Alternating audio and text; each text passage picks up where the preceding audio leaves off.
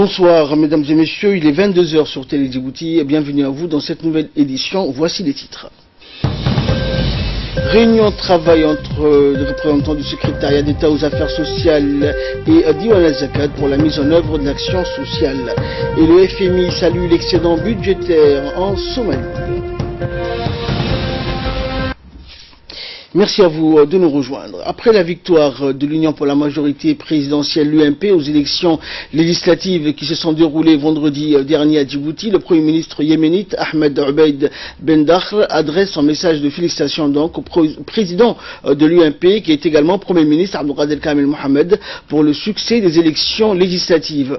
Nous avons suivi en République du Yémen le processus des élections législatives dans votre pays qui se déroulait dans un environnement libre et démocratique, dans lequel la transparence et l'établissement de la démocratie étaient un modèle supplémentaire dans notre monde arabe, a affirmé le Premier ministre yéménite. Il a profité de cette occasion pour souligner la volonté de son pays de renforcer les relations fraternelles avec la République de Djibouti en exprimant ses aspirations pour le progrès et la prospérité de la République de Djibouti. Une délégation du secrétariat d'État aux affaires sociales s'est rendue hier au siège social de la fondation du Diwan al-Zakat pour rencontrer et discuter avec les hauts cadres de la direction de cette institution. Cette réunion de travail s'inscrit dans le cadre de l'opérationnalisation de la nouvelle stratégie de la protection sociale 2018-2022. Les hauts cadres du secrétariat d'État donc ont pu exposer de part et d'autre leurs programmes et projets ainsi que leurs domaines d'action dans le cadre de la lutte contre la pauvreté, chose que la direction du Diwan al-Zakat a aussi faite, notamment en collecte et redistribution de la zakat, parrainage des orphelins et redistribution également des kits scolaires ainsi que des vêtements. L'objectif de la réunion est d'une part donc d'échanger avec des expériences ainsi que les difficultés rencontrées pour l'efficacité donc de l'action gouvernementale en cours. L'action sociale 2018-2022 du secrétariat d'État est d'essayer de mettre en place un moyen efficace et efficient de travail, de collaboration, de coordination avec les Diwan al-Zakat. L'objectif étant d'apporter des réponses efficaces et concrètes pour sortir les familles vulnérables, les enfants orphelins, les personnes âgées, les personnes handicapées, de cette vulnérabilité. Donc cette réunion d'aujourd'hui était axée sur ces problématiques. Dans l'actualité également, l'ambassadeur du Japon à Djibouti, Koji Yonetani, a procédé donc à la signature le 19 et 25 février dernier de 2 micro-projets communautaires et de proximité contribuant à la sécurité humaine. Ces projets seront exécutés en coopération avec les préfets, les présidents des conseils régionaux des régions de Tadjoura et de Dikil et du ministère de l'Agriculture. Le 19 février, donc 83 446 $ américains, soit environ 14 millions de nos francs à l'Union pour le développement de la culture. Il s'agit entre autres de la construction de 4 citernes enterrées à Moukour dans la région de Tadjoura. Le Japon a financé la construction de 32 citernes enterrées à travers 10 micro-projets communautaires à Djibouti depuis 2011. Grâce à ces projets, environ 14 000 personnes ont vu une amélioration à l'accès à l'eau. Et par les micro-projets, le Japon soutient des initiatives locales djiboutiennes pour assurer les divers besoins des populations. En partenariat avec l'Office national du tourisme djiboutien, l'ONTD et le Rotary Club de Djibouti, la Direction générale de l'enseignement technique et de la formation professionnelle a supervisé une formation pratique sur la préparation de la pizza qui est en cours de réalisation à la base militaire des forces italienne installée à Djibouti. Destinée donc aux élèves de lycée hôtelier d'Arta, cette formation de 3 semaines qui a débuté lundi dernier, dispensé par un chef cuisinier italien étoilé et triple champion du monde de pizza, Antonio Bencivenga, qui a eu l'amabilité de transmettre aux jeunes djiboutiens son savoir-faire. Les 23 élèves bénéficiaires de cette chance unique ont non seulement profité de cet talent, mais également la passion du métier de pizzaïolo qu'ils ont découvert. Ils pourront à leur tour transférer à leur père les compétences acquises au cours de ce stage qui sera couronné par la remise d'attestation. S'inscrivant dans le cadre de la diversification de l'offre de formation et du développement des compétences pratiques des élèves de l'enseignement technique et de la formation professionnelle. L'objectif de ce genre d'action est prioritairement la qualification des jeunes à des métiers qui leur permettront une insertion professionnelle dans le marché du travail. élèves qui, eux, à leur tour, vont pouvoir le transmettre à leurs camarades, à leurs pairs. Donc, c'est une très bonne opportunité de faire former nos élèves par des professionnels. Et cette formation qui pourra éventuellement leur permettre de se prendre en charge, de faire eux-mêmes les pizzas, de pouvoir travailler dans les grands restaurants. Écoutons pour plus de précision le doyen donc, du Rotary Club, Souleymane Diama. Oui, le Rotary Club de Djibouti doyen est fier d'être à l'initiative de cette action. Et je tenais à profiter de l'occasion qui m'est donnée de remercier la base italienne, bien évidemment, qui a permis que cette action se réalise, et le chef qui est derrière nous, le chef Antonio Bentiveng, et qui est le formateur et qui donne de son temps et de son savoir à tous ces jeunes de l'école hôtelière d'Arta.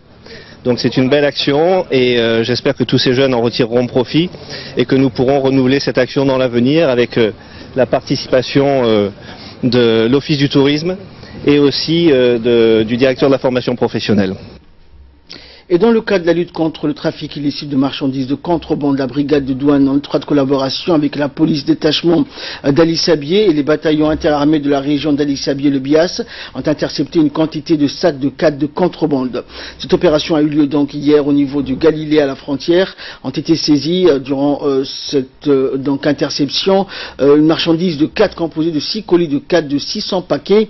Les contrebandiers voulant donc acheminer en quantité dans la ville d'Ali Sabié. Selon la procédure standard en vigueur, cette quantité a été détruite en présence du capitaine Sahel Souguerigué, commandant du détachement de la police d'Ali Sabié et du chef de la brigade des douanes d'Ali Sabié.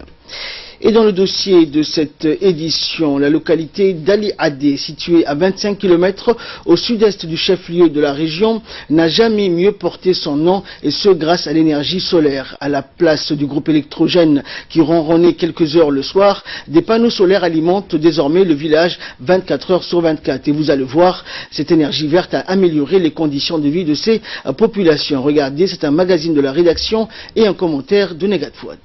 Avant l'inauguration de centrales solaires, les documents administratifs comme les actes de naissance étaient saisis avec le dactylographe.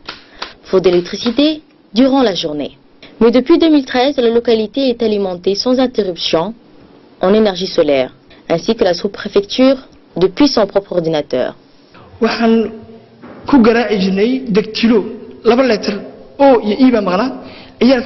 avons rencontré beaucoup de difficultés avec la lettre O et I qui manquaient dans les claviers de dactylo, alors que les actes de naissance étaient rejetés pour les inscriptions des écoles. Vous voyez aujourd'hui la différence avec l'énergie solaire. 290 panneaux surplombent la capitale. Une centrale solaire, la première du genre dans notre village. C'est une réalisation de l'Agence djiboutienne de développement en collaboration avec le Sud-Coréen. Aujourd'hui, toutes les structures administratives, en l'occurrence les centres de soins, l'école primaire, les collèges, bénéficient de l'énergie solaire. Interview, proviseur du collège de Ali Adé. Dans le passé, nous dépendions du chef-lieu de Ali Sabié, qui était le plus proche. Même pour faire les photocopies, il fallait se déplacer. Aujourd'hui, ce n'est plus le cas.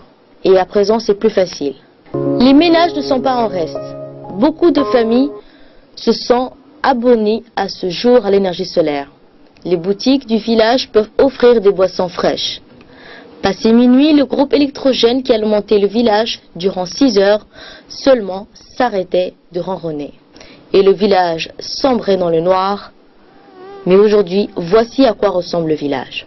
L'éclairage public illumine les artères de la place publique depuis 2013. Le village qui accueille plus de 20 000 réfugiés et aujourd'hui qui vivent en paisible vie. Et page nécrologie à présent, nous avons appris avec consternation la disparition donc de Chamis Askar Haji, décédé hier soir à Deridawa en Éthiopie. Feu Chamis Abdi Haji donc laisse derrière lui une grande famille composée d'une dizaine d'enfants et de soixantaine de petits-enfants, dont notre collègue Mohamed Omar Bouh, journaliste animateur à la RTD. La direction de la radio-télévision de Djibouti et l'ensemble du personnel adressent leur message de condoléances à M. Mohamed Omar Bouh suite à la disparition de sa Tchermer, donc Chamis Askar Hadji, qu'Allah l'accueille dans son paradis éternel. Inna lillahi wa inna ilayhi raji'un. Page nécrologie. Enfin, donc pour clore l'actualité nationale, nous sommes dans le regret de vous annoncer le décès également de Elayi Guelleh Farah, survenu hier soir à Djibouti. Le défunt, décédé donc à l'âge de 70 ans, était le père de notre collègue du service arabe, Shakir Elayi Guelleh. Il laisse derrière lui une veuve, 5 enfants, une dizaine de petits-enfants. Nous présentons donc nos condoléances les plus sincères à la famille et aux proches du défunt. Que Dieu l'accueille dans son paradis éternel. Inna lillahi wa inna ilayhi raji'un. Actualité régionale et internationale à présent avec Samatar Saïd. Bonsoir Samatar. Bonsoir Ahmed, bonsoir. Alors, le Fonds monétaire international Samatar salue l'excédent budgétaire de la Somalie, ainsi donc une économie résiliente Samatar qui a réussi à surmonter les attaques djihadistes et la grave sécheresse. En 2017, la Somalie est parvenue à équilibrer sa balance commerciale. Mieux, elle a réalisé un excédent. Effectivement, Ahmed, dans son dernier rapport sur l'économie somalienne, le Fonds monétaire international, le FMI autrement, se félicite de la politique économique du pays qui affiche des résultats non négligeables. En septembre 2017, Ahmed, la Somalie a en effet réalisé un excédent budgétaire de l'ordre de 3,8 millions de dollars, tandis qu'en décembre, l'excédent se chiffrait à 1,8 million de dollars, souligne le rapport du FMI. De ces sommes qu'on dirait insignifiantes, mais vu le contexte dans lequel évolue le pays d'Afrique de l'Est, c'est une avancée significative. Le pays reste confronté à une insécurité chronique occasionnée par les attaques djihadistes et combats entre clans rivaux. Et enfin, donc en Allemagne, Samatar, la guerre du diesel tourne à l'avantage des environnementalistes. Effectivement, la justice allemande s'est prononcée pour l'interdiction de vieux diesel dans les villes polluées. Les vieux diesels doivent être bannis des centres-villes les plus pollués en Allemagne. C'est ce qu'a confirmé la Cour administrative fédérale. Une décision de justice qui aura de fortes répercussions, car si la Cour s'est prononcée sur le cas précis des villes de Stuttgart, de Düsseldorf, pas moins de 60 villes en tout affichent des taux de pollution au dioxyde d'azote supérieurs au seuil autorisé. Les magistrats précise que l'interdiction devrait être progressive en commençant par les véhicules diesel les plus anciens et en prévoyant des exceptions pour les artisans ou certains résidents. Merci Samatar pour ces précisions. Merci également à vous de nous avoir suivis. C'est la fin de ce journal. Excellente soirée sur Télé Djibouti.